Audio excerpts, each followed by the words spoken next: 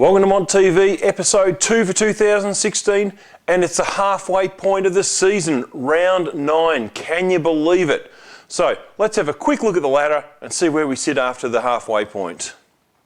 Heidelberg sit on top, 3 games clear ahead of everyone else, and Mont, well, they're a game outside the 5 at the moment, but let's put it into perspective, we still haven't played everyone yet. So Heidelberg sitting right on top of the ladder, 3 games clear of the rest of the competition, and Mont 1 game out of the 5. What does that mean? Usually you'd say, well, that's a pretty clear demonstration of Heidelberg's dominance and Mont's got a lot of work to do. However, let's analyse this a little bit more. Heidelberg have played Lower to Plenty twice already. They've played Whittlesea. They've played Northcote Park. They have not played Greensborough. They have not played Bundoora. With 9 rounds to go, they haven't played second or third on the ladder. So they have 4 games in the remaining 9 against those 2 teams. That's going to test them. McLeod, on the other hand, sitting there in 4th spot, they've got to play Lower Plenty twice. So they're in the box seat to move up. Greensborough also have Lower Plenty twice, and Eltham have Northcote Park twice. So Heidelberg and West Preston have got the hardest run home in the remaining 9 matches. They both have Northcote and Whittlesea as their bottom 3 sides that they play, and they play them once each. So 2 out of their remaining 7 games are against the bottom 3 sides. Of the rest of the games, they're all against direct competition for those finals positions. The critical games for Mont in the remaining 9 are the 2 games against West Preston. If we can win those games, then we've got Lower Plenty, Northcote Park and Whittlesea. That would give us a 5-4 record into the second half at a minimum. And then if we can pinch one of the games against Heidelberg, Greensborough, McLeod and Eltham, which would have to be red hot, then all of a sudden we're a real chance of finals football. This is how I think the final ladder will end up looking at the end of the season. Heidelberg will lose a couple. McLeod will work its way up to second, Greensborough, Bundoora, and Mont will scrape in with Eltham and West Preston missing out. So that's my prediction for the rest of the season.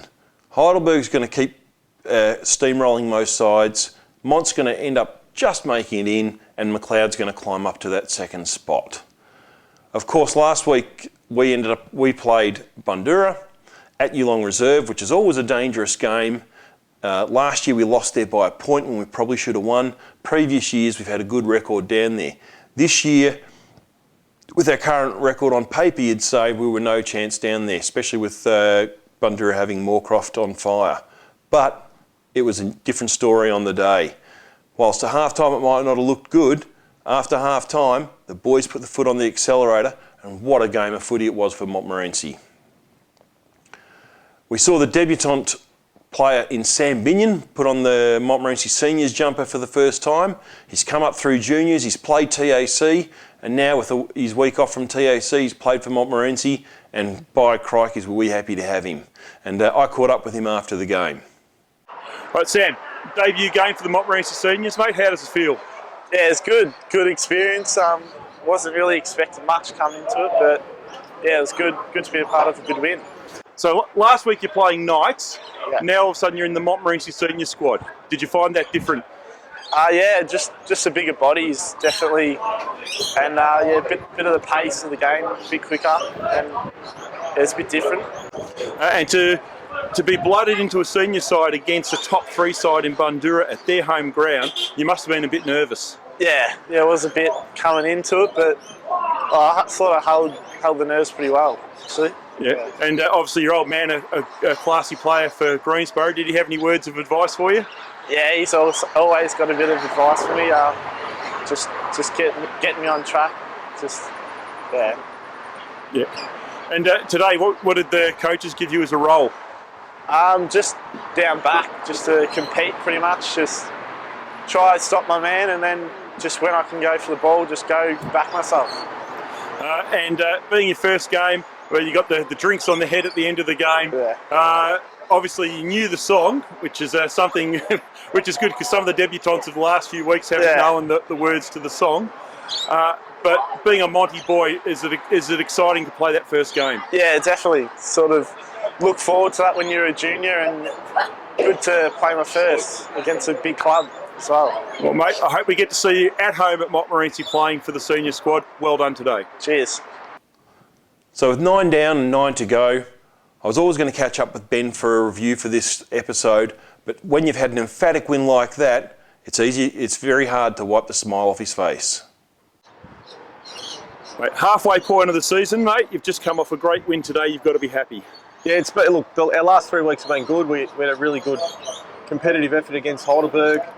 We backed that up last week against Whittlesea, which was a tough game. They've been really competitive in their games without sort of getting that win. But to go there, to win at home and then come back here today and get the points is really pleasing, because we've struggled for consistency the last 12 months, and I think certainly the last 3 weeks we're slowly starting to get on the right track and develop that. And half-time, from a spectator point of view, wasn't looking too good. It looks like Bundoora were getting a lot of free run at the ball. What did you say at half-time? Because we just came out and smashed them in the third quarter. Yeah, look, we weren't playing bad footy. We weren't playing great footy. So we just wanted our back line to tighten up a little bit, and then really just roll the dice. Like, we had the wind, so we just wanted to get really mobile up forward. We put our better on ballers in the middle, and it paid dividends. And that last quarter in particular, you go into the last quarter with a big lead, you've got to be expecting Bundoora are going to come out and take the risks. It just seemed they couldn't take the risks because we shut them down. Oh, look, they kept coming, to their credit. They've been a good side now for a long period of time, and they're having a pretty good season. But certainly I think once we got that momentum in that third quarter, it was really hard to wrestle back. And certainly Walton across the back half, in the second and last quarters, played a significant role, and being able to intercept mark and control the footy back there was a big plus for us, and probably one of the reasons why Bundoora probably couldn't get back into it.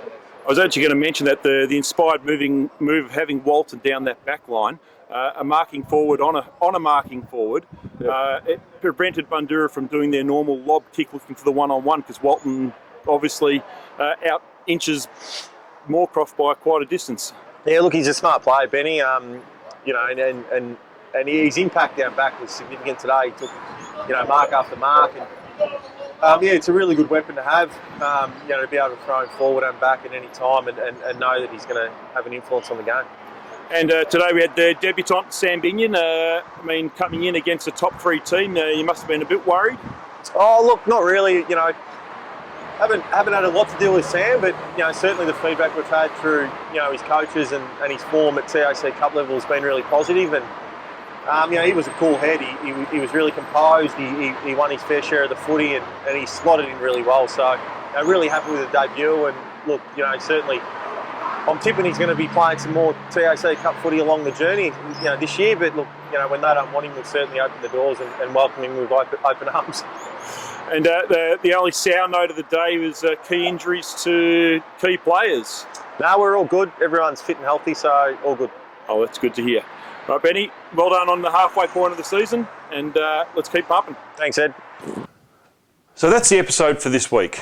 Halfway through the season, who do I think's in the best and fairest mix? Well, you could just rattle off so many names. The whole on-ball brigade. You've got McClellan, you've got Fennell, you've got Donaldson, you've got McCallum, you've got Smith, Daniel Keenan. These players are all playing well. Keenan has been consistent all year, and we'd have to be 1, 2 or 3. Fennell missed the first couple of games. That's going to certainly impact where he is at this stage of the season. But in terms of who I think McClellan's going to be on top, but it could be a vote either way. Argue with me if you want. Let's see how it goes at the end of the season. So this week, critical game against West Preston. Go Mont.